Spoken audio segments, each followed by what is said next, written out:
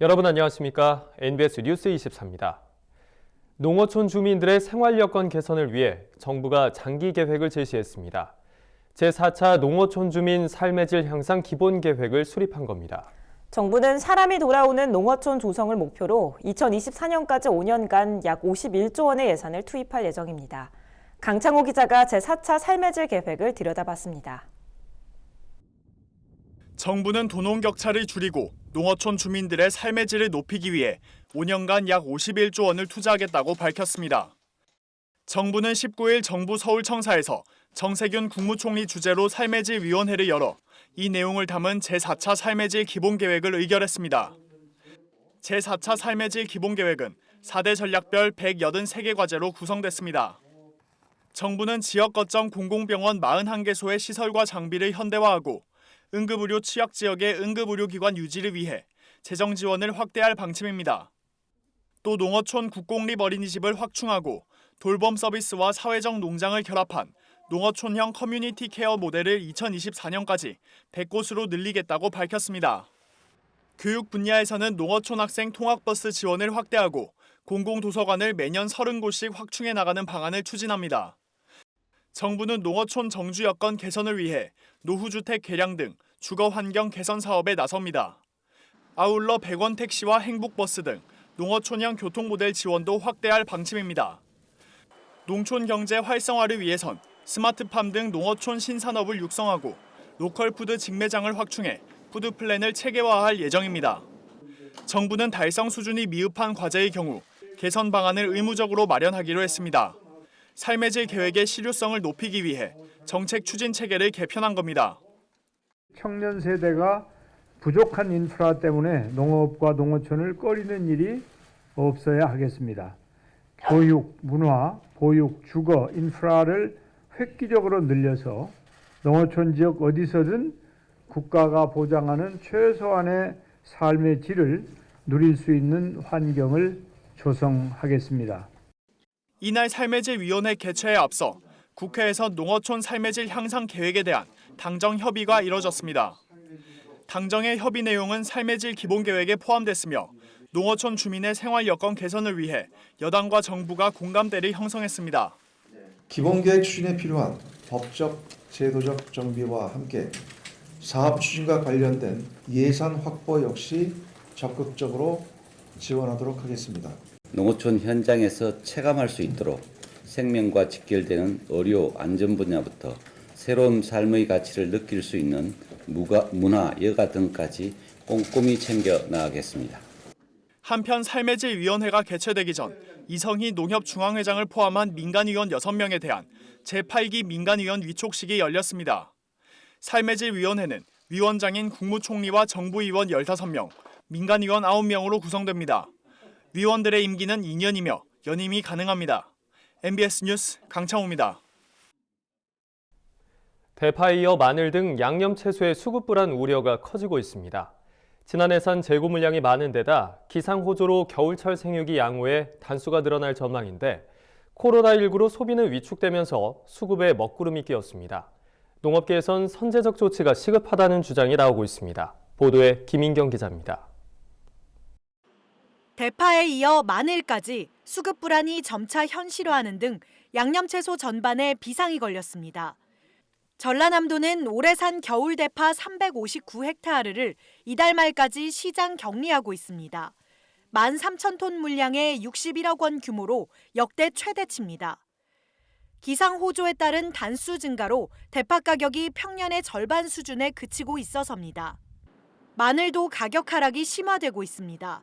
한국농수산식품유통공사 AT에 따르면 2019년산 난지역 마늘 도매 가격은 17일 기준 상품 1kg에 3,200원을 기록했습니다. 평년 가격 5,665원에 비하면 43% 이상 떨어진 겁니다. 지난해 산 재고 물량이 많은 데다 소비가 완전히 얼어붙었기 때문입니다. 지금 깐마늘 가격이 낮은 거는 2019년산 재고도 많고 코로나 이후로 소비가 안 돼요, 식당이. 소비가 만드니까는 깐마늘에 대한 수요가 지금 적어지고요. 그 양파도 마찬가지고. 더 큰 문제는 생육기 기상호조로 올해 산 마늘의 단수 증가가 예상된다는 겁니다. 재배 면적은 지난해보다 줄었지만 겨울철 기온이 대폭 오르면서 마늘의 초기 생육이 평년보다 좋아진 겁니다. 한국농촌경제연구원과 통계청 또한 올해 산 마늘 생산량을 평년보다 2에서 4% 많은 30만 6천 톤에서 33만 톤 안팎으로 전망한 바 있습니다. 이 같은 우려는 양파도 마찬가지입니다. 농경연은 지난달 농업 전망을 통해 정식기 이후 이른바 따뜻한 겨울이 지속되면서 올해 산 양파의 생육 상황이 평년보다 양호하다는 진단을 내놨습니다. 문제는 올해 산 한 마늘 양파가 본격적으로 출하되는 5월까지 시장에서 미처 소비되지 못한 2019년산 재고가 대거 남을 경우입니다. 이렇게 되면 한 마늘 양파의 가격도 연쇄적으로 영향을 받을 가능성이 높다는 게 전문가들의 분석입니다. 더욱이 코로나19 사태의 장기화로 채소 소비가 대폭 줄고 있는 만큼 농업계에선 마늘과 양파에도 선제적 조치가 필요하다는 주장이 나오고 있습니다. 지난해 마늘 재고량을 어떻게 시장 격리할 것인가 하고 2020년 재배 면적을 3월 초중에 최대한 빠르게 저희 요구는 300헥타르 정도를 사전에 폐기해야 된다. 지금 일정하게 공급량을 조절하지 않으면 마늘의 양파는 더 크면 오히려 더 산지폐기 어려운 지경으로 가니까 지난해처럼 다 생산하고 난 뒤에 정부에 다시 사들이거나 수매하거나 이래 되면 훨씬 더 많은 비용이 들어가니까. 이에 정부는 19일 경남 창녕에서 농식품부 농경연, 농협생산자단체 등이 참여하는 긴급회의를 개최하고 마늘 양파 수급 안정 방안에 대해 논의했습니다. 현장의 목소리를 들은 정부가 어떤 대책을 내놓을지 주목됩니다. NBS 뉴스 김인경입니다. 미래통합당이 4.15 총선을 앞두고 농정 분야 공약을 발표했습니다. 농업 경쟁력을 높이기 위한 농가소득 증대 방안을 비롯해 줄어가는 청년농을 육성하기 위한 보관이 담겼습니다. 손현진 기자가 보도합니다. 미래통합당이 전국 농가구에 연 120만 원을 지원하고 청년농 지원을 늘리는 내용의 총선 공약을 내놨습니다. 지난 18일 미래통합당은 농업 제도약에 초점을 둔 농업이 살아야 대한민국이 살아난다 공약을 발표했습니다. 주요 공약으로는 농어업인 연금제 도입을 통한 농가소득 향상이 꼽혔습니다. 현재 국가 예산의 3%에도 미치지 못하는 농정 예산을 늘려 농축 임수산 가구에 매년 120만 원을 지급하는 농어업인 연금제를 추진하겠다는 겁니다. 농어업의 미래 가치와 공익적 기능을 위해서 농축산업, 임업, 어업 가구에 연 120만 원을 지원하는 농어업인 연금제 실시와 안정적 예산 확보를 통해서 존중받는 우리 농어촌, 살고 싶은 우리 농어촌, 미래가 있는 우리 농어촌을 만들어 가자. 또 현재 농업 중심으로 운영 중인 직불제를 수산업과 임업, 축산업 분야로 확대하기로 했습니다. 이들 분야는 농업과 같은 1차 산업이고 공익적 기능이 있는데도 직불금 지원을 받지 못하고 있다는 지적에 따른 겁니다. 통합당은 청년농 육성을 위한 방안도 제시했습니다. 기존 직불금에서 25%를 추가 지원하고 청년 창업농 지원 대상을 기존 40세 미만에서 45세 미만으로 확대하는 내용입니다. 영농 정착 지원금은 지급 기간을 기존 3년에서 5년으로 늘리고 월 100만 원씩 지급하겠다고 했습니다. 청년 후계농 10만 명 육성을 목표로 실효적이고 체계적인 지원을 확대하고 농촌 여성의 농정 여건 개선을 지속적으로 추진하며 농촌의 지속 가능성을 높이고 활력을 불어넣겠습니다. 이 밖에도 특별 재난지역 선포 기준에 농작물 피해를 포함하는 방안, 농업통계 전문기관을 세우고 농산물 가격 안정 조치를 강화하는 방안 등이 공약에 담겼습니다. 대규모 예산을 필요로 하는 이 공약들이 향후 정책에 얼마나 반영될지 귀추가 주목됩니다. MBS 뉴스 손현진입니다. 우리 식탁에 오르내리는 수입식품들, 과연 안전할까 걱정하시는 분들 많을 겁니다. 정부가 수입식품 검사 규정을 개정해 중국산 파와 당근 등 부적합 판정을 받은 품목들은 통관 검사를 더욱 강화하기로 했습니다. 권소환 기자가 보도합니다. 지난해 우리나라 식품 수입 규모는 32조 8천억 원. 식품 수입 규모가 매년 늘고 있지만 농약이 검출되는 등 불량식품이 있어 소비자들의 불안이 커지고 있습니다.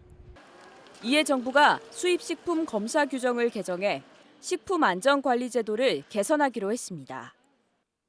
먼저 식품의약품안전처는 부적합 발생 빈도가 높은 농약을 집중 검사하기로 했습니다. 최근 5년간 부적합이 없으면서 검출 이력이 5회 미만인 퀸토젠, 파라티온 메틸, 트리플루미졸은 검사 항목에서 제외됐습니다. 또 부적합 발생 빈도가 높은 10종의 농약은 추가해 총 65종의 농약을 수입 통관 단계에서 집중 검사합니다. 안전성이 확보됐다고 판단해 서류 검사만으로 통과하던 식품들도 일부 조정됐습니다. 부적합이 발생한 중국산 파와 당근, 미국산 아보카도와 맥주 등 4개 품목은 앞으로 수입 통관 검사를 강화하기로 했습니다. 농산물 중 당근하고 아보카도, 파 등은 잔류농약이 부적합이 많기 때문에 추가를 한 거고요. 가공식품 맥주는 에탄올이 부적합이 발생을 했기 때문에 제외를 한 겁니다.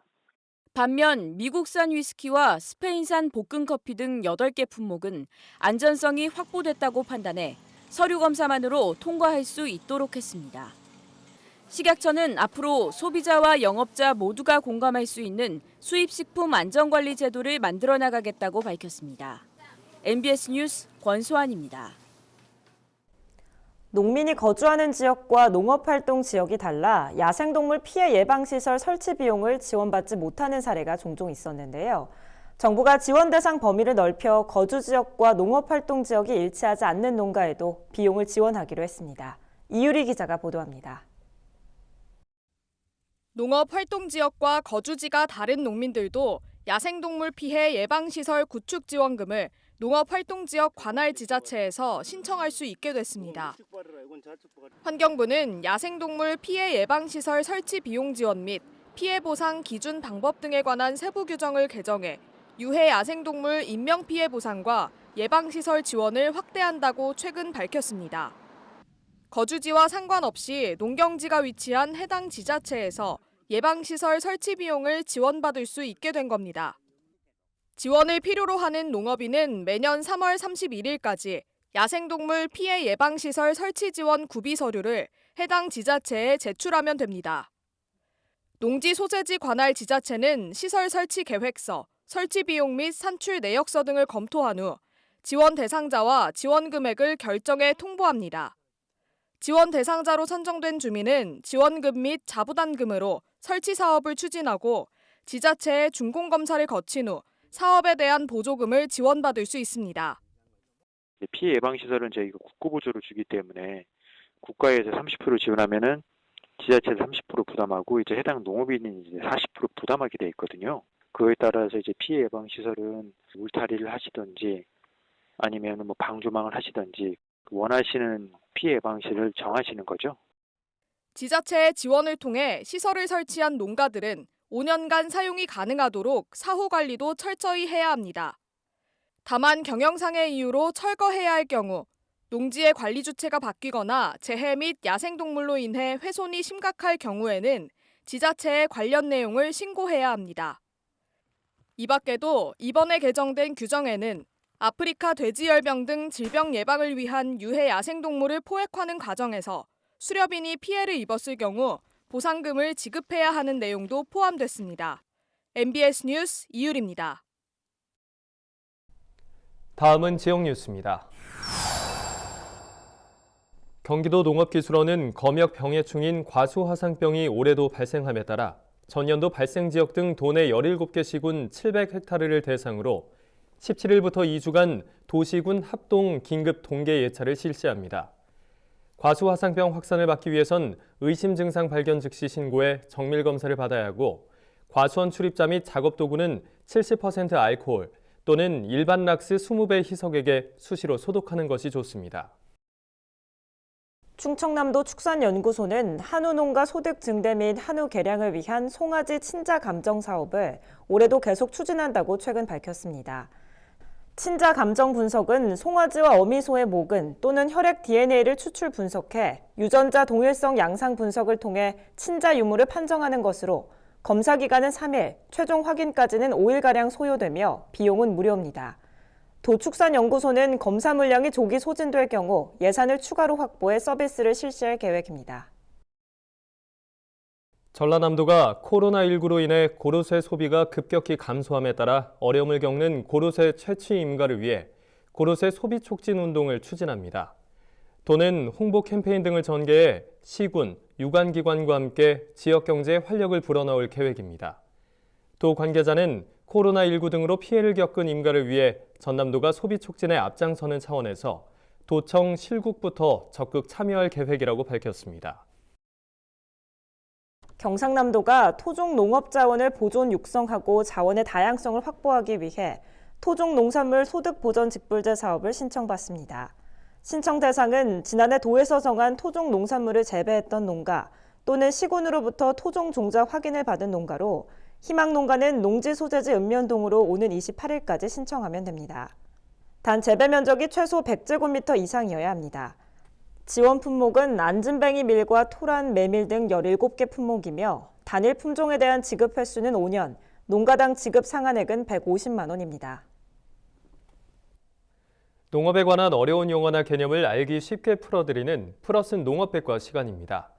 중간 상인을 거치지 않고 생산자와 소비자가 직거래하는 로컬푸드 직매장이 농촌 경제를 활성화할 대안으로 주목받고 있습니다. 오늘 플러슨 농업백과에서는 지역 농산물의 판로 확보와 농촌 활성화에 기여하고 있는 로컬푸드 직매장에 대해 자세히 알아보겠습니다. 국내 농산물의 유통과 소비는 도매시장이나 대형마트, 대형 식자재 유통업체 등의 거래가 편중돼 지역 농산물의 판로 확보가 어려운 상황입니다. 이 같은 문제점을 해결하기 위해서 로컬푸드 직매장이 대안책으로 떠오르고 있는데요. 로컬푸드 직매장이란 다단계 유통 단계를 거치지 않고 지역에서 생산한 농산물을 해당 지역에서 바로 소비할 수 있게 하는 매장을 말합니다. 소비자들은 안전한 먹거리를 구입할 수 있고 농민들은 안정적인 소득을 얻을 수 있는 데다 지역 농산물의 유통 구조를 개선해 농업 경쟁력을 키우는 장점이 있습니다. 로컬푸드 직매장은 2012년 전북 완주군 용진농협 직매장을 시작으로 이듬해 농협중앙회가 적극적으로 지역 개설을 이끌면서 전국적으로 확대됐습니다. 올해 말에는 매장 수가 600여 곳에 달할 것으로 전망되고 있는데요. 정부는 2022년까지 로컬푸드 확산 3개년 계획을 추진하고 전국의 농협은 하나로마트를 로컬푸드 판매 거점으로 삼아 2022년까지 1,200여 개의 로컬푸드 직매장 개설을 목표로 하고 있습니다. 또 로컬푸드 직매장에 레스토랑이나 로컬 요리교실, 먹거리 교육 문화시설 등 복합적인 기능을 추가해서 단순한 지역 농산물 매장이 아닌 로컬푸드 식문화를 확산하는 중요한 거점으로 만들 계획입니다. 이를 위해 지역 농축협에서 지원하는 로컬푸드 유통 특성화 무이자 자금도 지난해 300억 원에서 올해 500억 원으로 증액하고 농협대학교의 관련 프로그램도 신설할 방침입니다. 아울러 로컬푸드 전문 청년 농업인 육성에도 힘을 쏟고 있는데요. 로컬푸드 직매장이 있는 시군에 거주하는 만 40세 이하의 농민이라면 로컬푸드 전문 청년농에 지원할 수 있습니다. 로컬푸드 출하회 가입 후 최소 3년 동안 연간 90일 이상의 의무 출하를 한 경우에는 심사를 거쳐 시설하우스 자재비를 1인당 800만 원 한도에서 제공할 예정입니다. 또한 청년농이 생산한 농산물이 로컬푸드 직매장과 공공급식센터를 통해 우선 판매될 수 있도록 하고 재배기술과 상품화 교육을 실시해 1로컬푸드 직매장당 1청년농을 육성할 방침입니다. 한편 로컬푸드 직매장 사업이 양적으로 성장하면서 해결해야 할 과제도 적지 않은데요. 대부분 도시 외곽의 자리에 소비자의 접근성이 떨어진다는 점과 직매장 농산물 인증 비용 문제가 시급한 과제로 떠오르고 있습니다. 단순히 매장 수만 늘리는 것이 아니라 단계별로 면밀한 설계와 운영을 지원해 내실화에도 힘을 기울여야 할 것 같습니다. 지금까지 플러스 농업백과였습니다. 저희가 준비한 소식은 여기까지입니다. NBS 뉴스 24 마칩니다. 함께해 주신 여러분 고맙습니다.